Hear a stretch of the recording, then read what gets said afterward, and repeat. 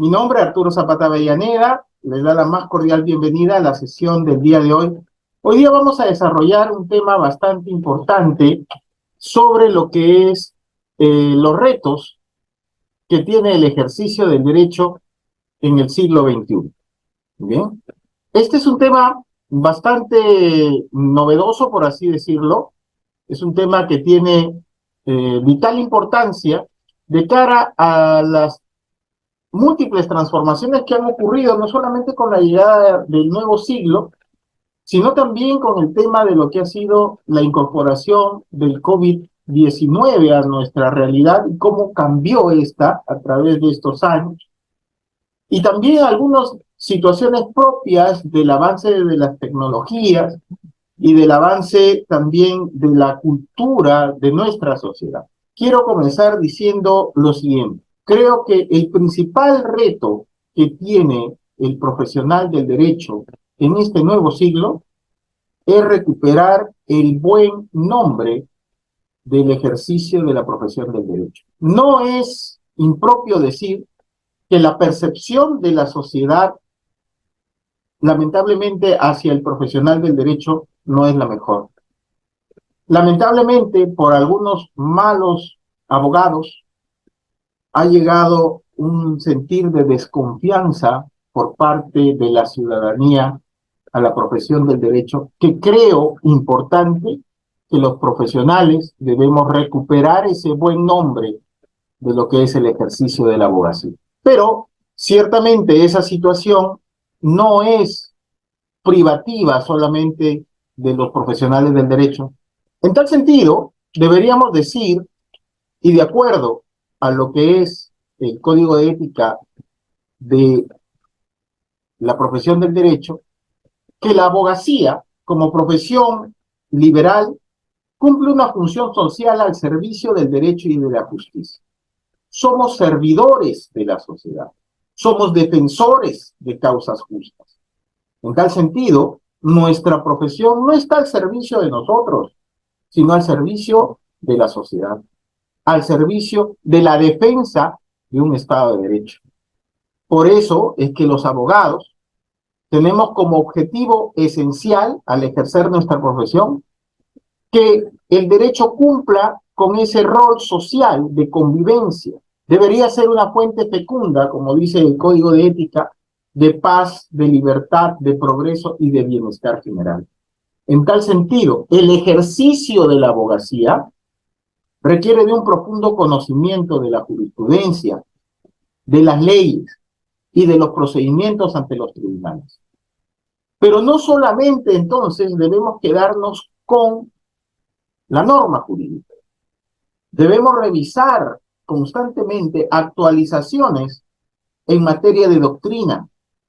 Debemos revisar constantemente proyectos de ley que precisamente incorporan novedades en nuestra legislación y que debemos estar al corriente para poder ejercer un mejor ejercicio de la profesión. Entonces, debemos conocer de jurisprudencia, debemos conocer de doctrina, debemos conocer básicamente de las normas jurídicas, pero también no debemos olvidarnos de las costumbres cuando éstas deban ser utilizadas en el lugar adecuado. Recuerden ustedes, primero es el hecho y después el derecho. Por lo tanto, la jurisprudencia, la doctrina, la realización de lo que es las normas jurídicas a través de todo ese proceso legislativo parten de las costumbres y es necesario conocerlas. Entonces, si nosotros nos preparamos de manera constante, podemos ejercer de manera efectiva hacia la sociedad.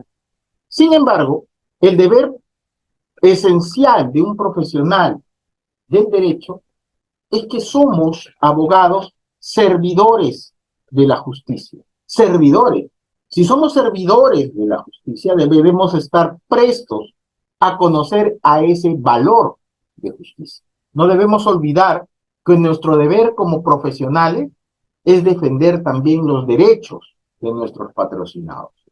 Pero cuidado, deben ser defendidos dentro de ese contexto de justicia que importa el concepto de equidad al darle a cada quien lo que le corresponde.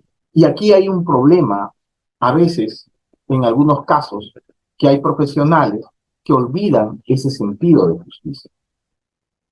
¿Debemos defender a los derechos de nuestros patrocinados, de nuestros clientes? Sí, pero debemos honrar la confianza depositada en nuestra labor, la cual debe desempeñarse con estricta observancia de las normas jurídicas y de una conducta ética que refleje el honor y la dignidad de la persona. Entonces, nosotros nos debemos a los ideales de justicia y debemos defender en ese contexto los derechos de nuestros patrocinados. En ese orden de ideas, el deber esencial del abogado es luchar por la justicia. Dentro de ello, nosotros debemos observar deberes fundamentales propios del ejercicio de la profesión.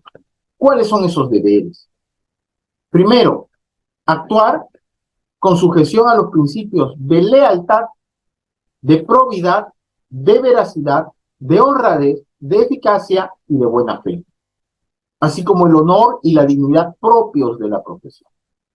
Cuando hablamos del principio de lealtad, tenemos que ser leales con nuestros clientes, tenemos que ser leales con las autoridades de los tribunales de justicia, no interponer, por ejemplo, situaciones de actividades que los abogados conocemos para, por ejemplo, dilatar un proceso de manera inadecuada. No significa que eso no se deba realizar si es que lo que vamos a hacer es precisamente defender los derechos de nuestros clientes, pero hacerlo de manera inadecuada tampoco es dable, porque podríamos estar perjudicando no solamente los derechos que tiene nuestro patrocinado, sino los del contrincante, el que también merece respeto a su dignidad. Otro de los deberes fundamentales del abogado es orientar su actuación al servicio preferente de la sociedad y apoyar en especial a los sectores carentes de recursos. Doctor Zapata, entonces, ¿eso qué cosa quiere decir? ¿Nosotros debemos realizar consultas gratuitas? Nosotros, obviamente, como servidores de la justicia, debemos ayudar a que los justiciables puedan alcanzar esa justicia. Doctor Zapata, pero hay también defensa gratuita. Sí, claro, pero eso no significa que usted como profesional del derecho pueda realizar también consultas gratuitas o en algunos casos llevar el proceso de manera gratuita. No estamos diciendo que tenga que hacerlo todos los casos, pero sí por lo menos uno al año llevarlo de manera gratuita ayuda precisamente a cumplir este deber fundamental del abogado. Otro de los deberes fundamentales del abogado es cumplir de manera oportuna y eficiente los demás deberes y obligaciones profesionales establecidas en la ley y en las normas del Colegio de Abogados al que usted pertenece. Significa que usted como profesional y sabiendo cuáles son sus responsabilidades, tanto frente a los justiciables como a los tribunales, debe hacerlo de manera oportuna y de manera eficaz. Eso importa que usted debe tener el conocimiento necesario para hacerlo. Y eso es muy importante, señores, porque cuando uno ejerce una defensa, debe hacerlo dentro de los procedimientos que establece la naturaleza del juicio que nosotros estamos llevando o del procedimiento administrativo que estamos llevando. En tal sentido, si usted no sabe, puede pecar de negligencia. Y la negligencia tiene sus consecuencias. Más aún si usted es funcionario o servidor público, ese principio de legalidad, al ser usted profesional del derecho, le genera necesariamente responsabilidades que va a tener que asumir si no observa ese principio de legalidad y del conocimiento del derecho.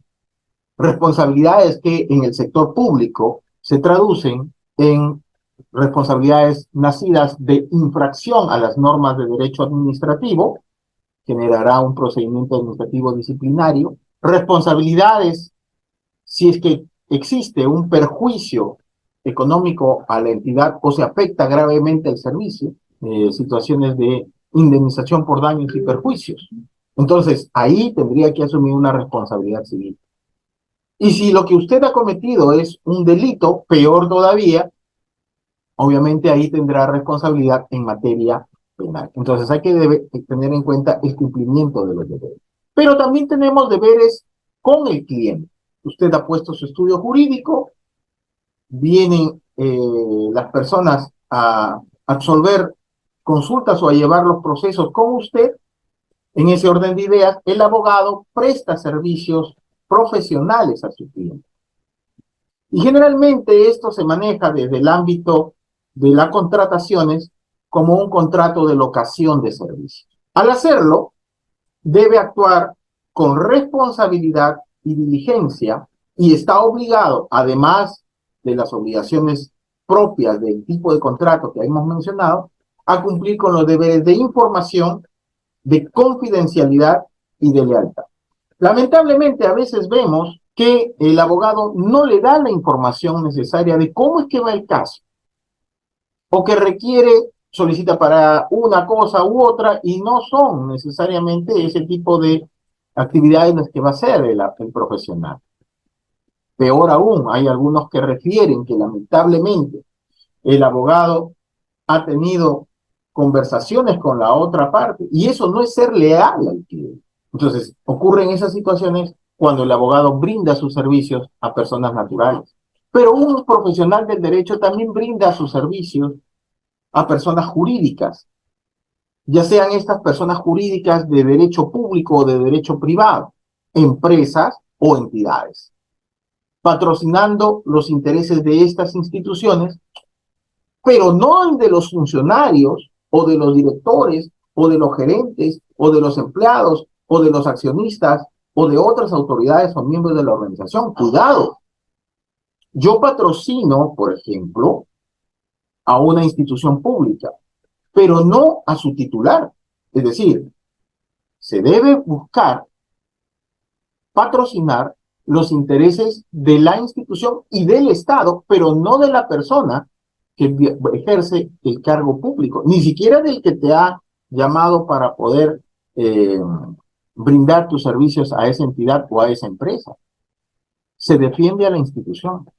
Otra de las cosas que también hay que tener en cuenta es que nosotros como profesionales tenemos libertad de patrocinio. El abogado tiene el derecho de aceptar o de rechazar el patrocinio de un caso sin tener que dar necesariamente una justificación de si acepta o no acepta, ¿correcto? Por eso es que nosotros ejercemos libremente esta profesión. El abogado puede aceptar patrocinio de todo tipo de causas, incluso si conoce de la responsabilidad o de la culpabilidad del cliente, debiendo emplear todos los medios lícitos que garanticen el debido proceso y el reconocimiento de sus derechos dentro del marco jurídico posible. Lo que no puedes hacer es prometer que vas a ganar el juicio, porque en ti no va a recaer la decisión. La decisión recae en un tercero. Ese tercero es la autoridad competente para decidir el caso, sea en materia jurisdiccional o en materia de vía administrativa, pero no te corresponde a ti. Asimismo, como podemos tener el tema de la aceptación del patrocinio de una causa, nosotros debemos informarnos si realmente la persona tiene o no tiene el derecho. Nosotros los abogados, señores, cuando viene un caso, sabemos si tenemos la posibilidad de llevarlo a los tribunales o no. Tenemos que ser sinceros y decirle a nuestros clientes qué cosa es lo que hay para que ellos no tengan después que estarnos reclamando, doctor, pero usted nos dijo que esto era así y tú comienzas a decirle un montón de cosas que a lo mejor puede quedarse la persona, digámoslo así, meridianamente contenta con lo que le digas, pero tú sabes que eso es a lo mejor no cierto. Eso no es real. Tú sabes si esa persona tiene o no tiene la razón, o sabes si es culpable o es inocente.